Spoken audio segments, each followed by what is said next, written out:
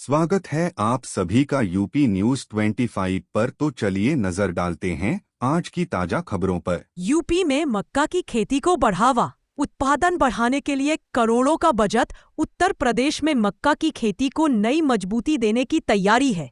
साल में 3 बार उगाई जाने वाली इस फसल की बढ़ती मांग को देखते हुए योगी सरकार ने बड़े स्तर पर प्रोत्साहन शुरू कर दिया है।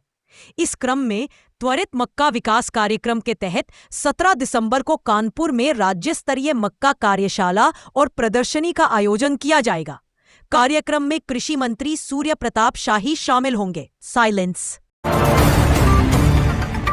अब एस्टीमेट का झंझट खात्मा, आसान हुआ बिजली कनेक्शन। उपभोक्ताओं को मिलेगा बड़ा लाभ। बिजली का नया कनेक्शन लेने वाले उपभोक्ताओं के लिए राहत की खबर है। अब कनेक्शन के लिए एस्टीमेट बनवाने की लंबी प्रक्रिया और दफ्तरों के चक्कर से छुटकारा मिलने वाला है। अगर आपके घर या परिसर से बिजली का खंभा 300 मीटर तक दूर है तो 150 किलोवाट तक के लोड वाले कनेक्शन के लिए सिर्फ एक तय राशि जमा करनी होगी। उपभोक्ता को केवल उपलब्ध करानी होगी, जिसके बाद तुरंत बिजली का कनेक्शन दिया जाएगा। मनरेगा श्रमिकों के लिए बड़ी राहत। अब मिल सकता है 25 दिन अतिरिक्त रोजगार। मनरेगा से जुड़े श्रमिकों के लिए खुशखबरी है। प्रतापगढ़ समेत कई जिलों में मजदूरों को अब 25 दिन का अतिरिक्त रोजगार मिलने की तैयारी चल रही है। केंद्र सरकार का फोकस गांव में ही काम उपलब्ध कराकर पलायन रोकने पर है। अभी तक मनरेगा के तहत 100 दिन का रोजगार मिलता था, जिसे बढ़ाकर 125 दिन करने की कवायद तेज हो गई। मजदूरों को प्रतिदिन 252 रुपये की मजदूरी मिलती है, जिससे उनके परिवार की आजीविका चलती है। यूपी को मिलेगी विकास की रफ्तार। विश्व स्तरीय कनेक्टिविटी का रोड मैप तैयार। उत्तर प्रदेश को उत्तम प्रदेश बनाने के लक्ष्य के साथ योगी सरकार विजन 2047 की दिशा में तेजी से आगे बढ़ रही है। प्रदेश की परिवहन संरचना को सशक्त और आधुनिक बनाने के लिए विश्व स्तरीय कनेक्टिविटी का रोड मैप तैयार किया जा रहा है।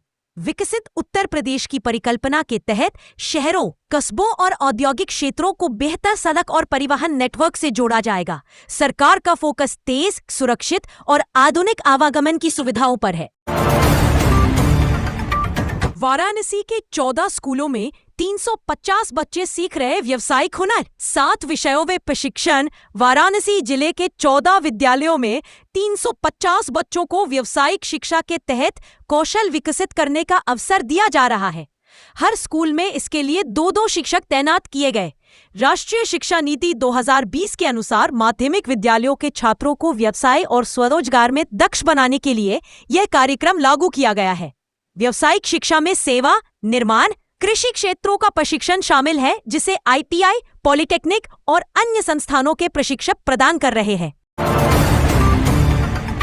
पहली शादी वैध होने पर महिला को वर्तमान साथी से भरण पोषण का अधिकार नहीं। इलाहाबाद हाईकोर्ट ने यह स्पष्ट कर दिया है कि अगर किसी महिला की पहली शादी कानूनी रूप से वैध है तो वह अपने वर्तमान पार्टनर से CRPC की धारा 125 के तहत भरण पोषण का दावा नहीं कर सकती। कोर्ट ने कहा कि शादी जैसे रिश्ते से महिला को पत्नी का कानूनी दर्जा नहीं मिलता जब तक उसने पहले पति से तलाक नहीं लिया है। जस्टिस मदनपाल सिंह की बेंच ने कहा कि ऐसे दावों की अनुमति देने से हिंदू परिवार कानून की नैतिक और सांस्कृतिक नींव कमजोर होगी। ग्राम सचिवों का ऑनलाइन हाजिरी आंदोलन स्थगित। योगी सरकार ने दिया आश्वासन। उत्तर प्रदेश के ग्रामीण क्षेत्रों में ग्राम सचिवों का ऑनलाइन हाजिरी आंदोलन अब स्थगित कर दिया गया है।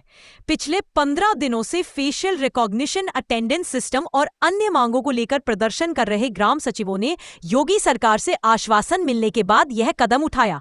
मंगलवार को राजधानी स्थित पंचायती राज निदेशालय में संघ और एसोसिएशन के नेताओं ने निदेशक अमित सिंह से मुलाकात कर कई बिंदुओं पर वार्ता की। यूपी बीजेपी अध्यक्ष पंकज चौधरी का 2027 विधानसभा चुनाव के लिए मास्टर प्लान तैयार। यूपी बीजेपी के नए अध्यक्ष पंकज चौधरी ने अपने पद संभालते ही 2027 विधानसभा चुनाव के लिए मास्टर प्लान तैयार कर लिया है। मीडिया से बातचीत में उन्होंने संगठन की मजबूती और चुनाव में जीत सुनिश्चित करने पर जोर दिया। भाजपा का मानना है कि नए अध्यक्ष के साथ पार्टी का यह नया स्टॉक उत्तर प्रदेश की राजनीति में बदलाव लेकर आएगा। पंकज चौधरी अपने पहले ही बयान में साफ कर चुके हैं कि आगामी चुनाव में संगठन को मजबूत करना और जनता तक पार्टी की नीतियों को पहुंचाना उनकी प्राथमिकता होगी। आवासीय इलाकों में कमर्शियल गतिविधियों पर सख्ती, 53 भवनों को नोटिस, ध्वस्तकरण की चेतावनी। यूपी के एक बड़े शहर में आवास विकास परिषद ने नियमों का उल्लंघन करने वालों पर सख्त रुख अपनाया। पौष इलाके राजेंद्र नगर में आवासीय मकानों को होटल, रेस्टोरेंट, शोरूम, ऑफिस और स्पा में तब्दील करने पर 53 भवन स्वामियों को नोटिस जारी किए गए। परिषद ने साफ चेतावनी दी है कि तय समय सीमा में जवाब और कंपाउंडिंग न होने पर सीधे ध्वस्तकरण की कार्यवाही की जाएगी।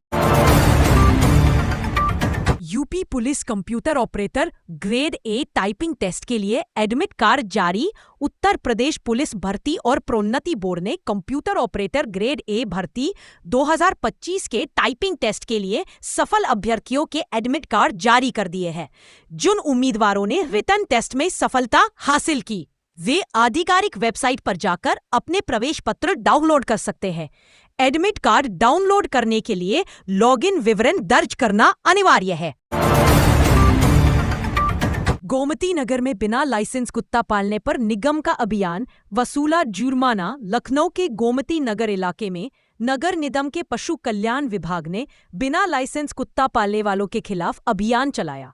मंगलवार सुबह जोन 4 के विराजखंड, वास्तुखंड और विजयंत खंड में निरीक्षण के दौरान 6 लोगों से बिना लाइसेंस कुत्ता टहलाते पाए गए और उनसे कुल 3000 रुपए का जुर्माना वसूला गया।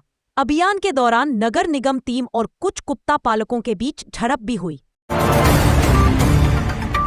हाई कोर्ट से राजुद्दीन को राहत, मेरठ बेंच की लड़ाई तेज। बागपत नगर पालिका के चेयरमैन राजुद्दीन को हाई कोर्ट से बड़ी राहत मिली है।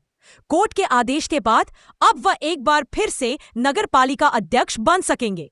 राजुद्दीन ने दलील दी थी कि उनके मामले की सुनवाई नए प्रमुख सचिव के कार्यभार संभालते ही बिना सुनवाई के की गई, जिसे न्यायसंगत नहीं बताया गया। वहीं मेरठ में हाई कोर्ट बेंच की स्थापना को लेकर आंदोलन तेज है। विभिन्न संगठनों ने शहर में 40 से अधिक जनसंपर्क बैठकें की हैं। सीएम योगी का सोइल टू सिल्क विजन होगा साकार, यूपी के रेशम उद्योग को मिलेगी नई पहचान। मुख्यमंत्री योगी आदित्यनाथ के सोइल टू सिल्क विजन को साकार करने की दिशा में उत्तर प्रदेश सरकार बड़ा कदम उठा रही है। रेशम निदेशालय यूपी में सेंटर ऑफ एक्सीलेंस का निर्माण किया जा रहा है। 75 लाख की लागत से बन रहा यह केंद्र रेशम निदेशालय के कार्यालय परिसर में विकसित किया जा रहा है। यहाँ रेशम उत्पादन, गुणवत्ता सुधार, प्रशिक्षण और आधुनिक तकनीक पर काम होगा। इस पहल से प्रदेश के पारंपरिक रेशम उत्पादों को वैश्विक पहचान मिलेगी।